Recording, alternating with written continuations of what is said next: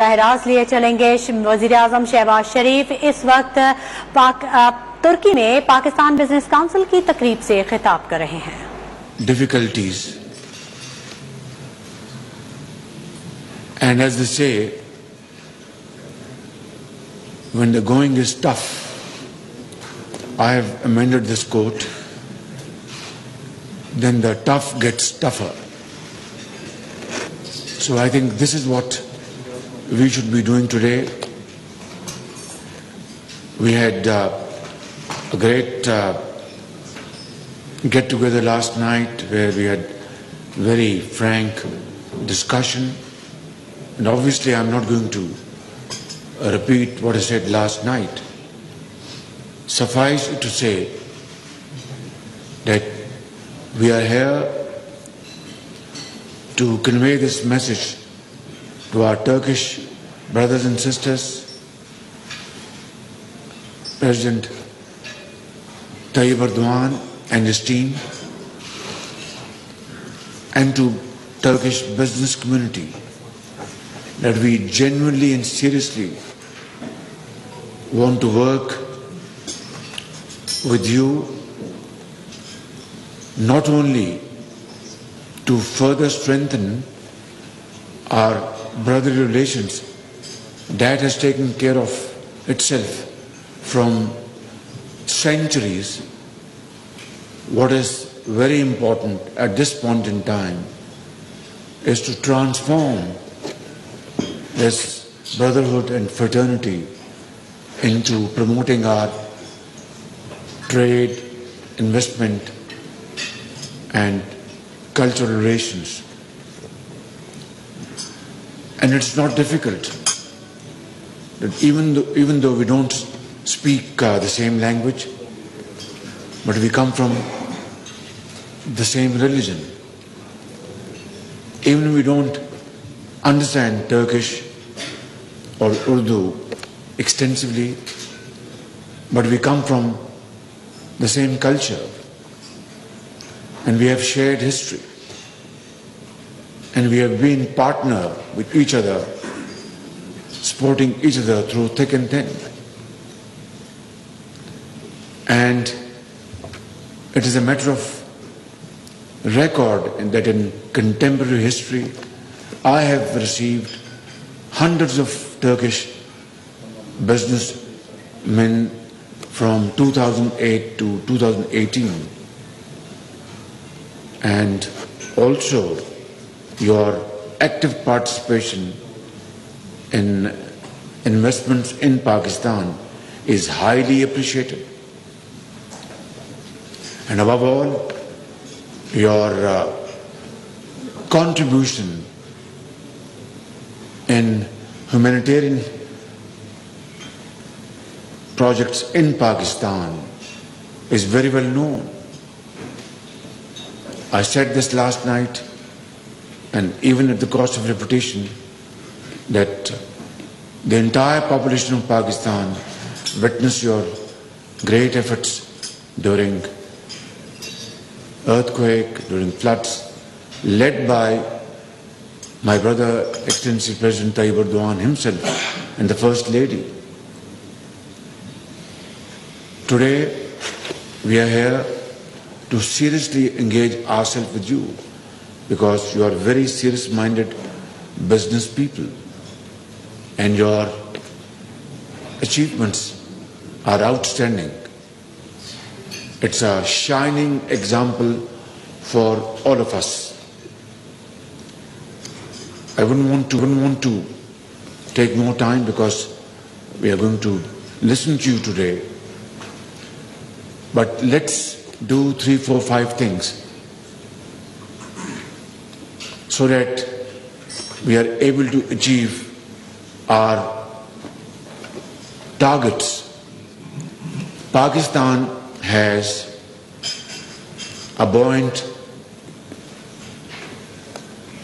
automotive industry, and yours is far superior, no doubt about it. But then it's a question of competition. And in order to promote our sales, not only between two countries, to third countries, let's collaborate and cooperate. For example, in your automobile industry, as I said, your quality is second to none. You are exporting to Europe, so those standards have to be met. But what we can do is, through mutual agreements, manufacture parts and components of automobiles at lower cost, because your labor is very expensive. Ours is still comparatively cheaper. So we can have this wonderful win-win collaboration in this automobile industry. And then, of course, you produce your own grain and you are self-sufficient in wheat. We know that. But your textile industry is again, very strong. Pakistan textile industry is also, very rich in experience, and we have, great giants sitting here on the right side who are leaders of textile. So again, there can be, space and gaps to be filled by joint cooperation in textile, for example. Without going into details, this is again a win-win, collaboration between two brotherly countries. And then you are far ahead of Pakistan. In fact, you are one of the world's leading country in building dams, hydel power generation projects, and then renewable energy. We discussed Zolo last night. So your capacity to build dams and hydel power generation should be leveraged by us in Pakistan. So you will invest money, get profits, and we get cheap hydel power electricity. This is a great vision which we must, actualize through joint discussion and quick decision. Similarly, in renewable energy, we have great potential in Sindh, in Balochistan, in KP, and in Punjab. Like wind power generation, already Turkish companies, as I speak, we know, are already active in Pakistan, in Sindh, in Punjab. And let's promote this, solar energy and wind power for two reasons. A developing country like Pakistan cannot afford prohibitive bill of billions of dollars to finance our very expensive oil and gas and other related items. We cannot. So we have to replace our import of raw material by, enlarging the scope of hydel power generation and renewable energy. And this is, a wonderful combination. Great investors are sitting here on my left, experts and experiences with you. Please come to Pakistan, and all our cascade from Dayamir Bhasha down to Tarbela Dam and Mangla is full of potential of 40,000 megawatts. 40,000 megawatts. And this will have two wonderful impacts. That it will control flash flooding. It will definitely be very helpful, because once you have such floods, it is devastating, and we've seen in 2010. And two, exploit these great potential points and convert them into energy. So, how to go about? These are matter of details. This late morning, I am just trying to, elaborate broad parameters of our future cooperation, which must be kick-started before I finish my humble, comments. And 3, you will have profits, and we will have these great advantages, including, restricting desiltation process through this investments from north to south. So I think these are some broad areas where our cooperation can be very, very productive and profitable. Yesterday I met this young gentleman from Zulu. He is now bearded.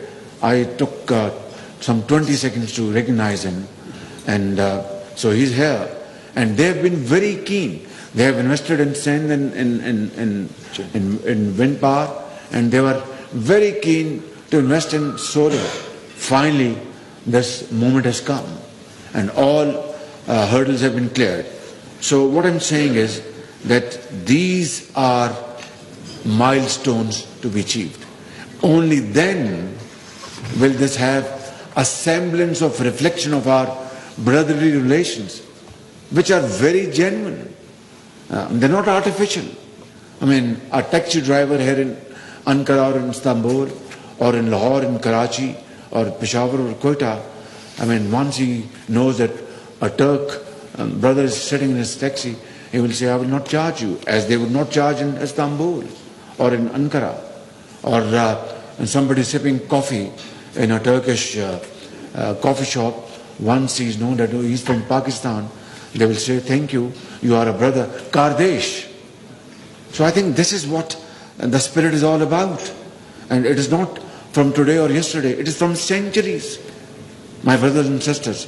So I am here today with my great team, on left and right, and of course on this right side, on the left side, to convey this message to you in no uncertain terms, and absolutely, loud and clear, that I will be, along with my colleagues, we will be, welcoming you with both arms to come and invest in Pakistan, promote trade, and through innovative measures, through modern technology and modern skills. We have a very young population. 60% of our population, span from 15 years to 30 years, and it is a big challenge. But according to this Chinese time-tested quote, a challenge has always with it, opportunities. So, this young generation in Pakistan, boys and girls, we can, and I offer this, great, opportunity here, that let's train them with modern skills and technology, IT-led technology, so that they are empowered, and then they become great, leaders of Pakistan. And today, I'm telling you that our neighboring country, India, their IT field exports something like $200 billion worth IT products, and ours is just $1.5 billion. It's a shame. So I think this is again a great opportunity for us to collaborate, and we have now a sizable base of IT knowledge in Pakistan, but this needs to be further multiplied manyfold. So this is again a great area of cooperation. Similarly, agriculture, dairy farming, I know a project is coming up in Lahore through joint venture.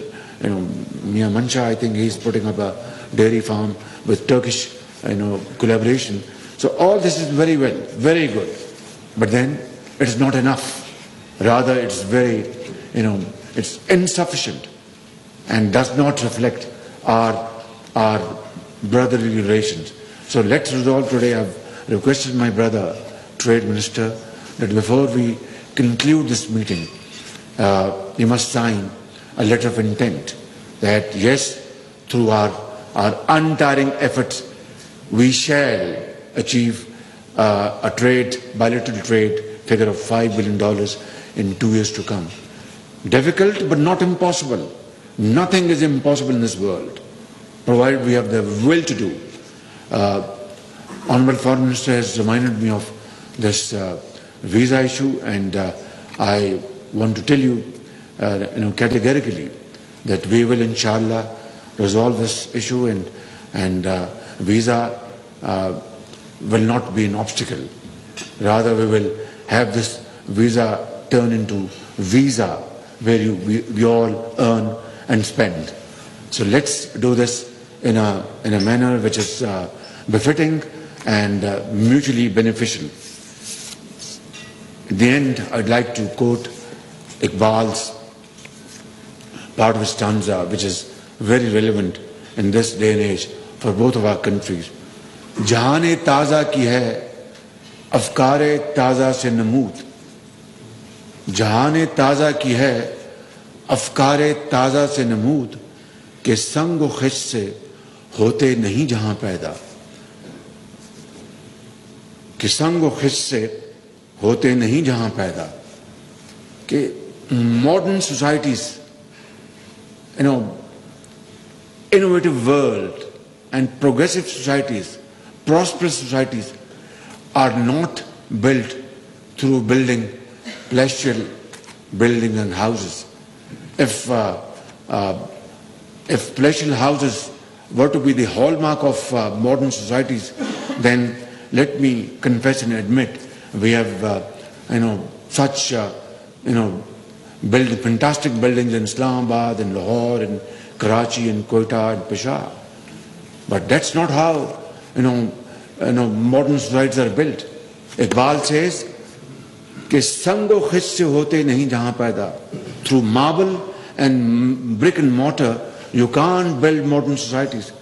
It is only through innovation, through modern techniques, through knowledge, through hard work, through untiring efforts, through sacrifice, which you have done and which we must do.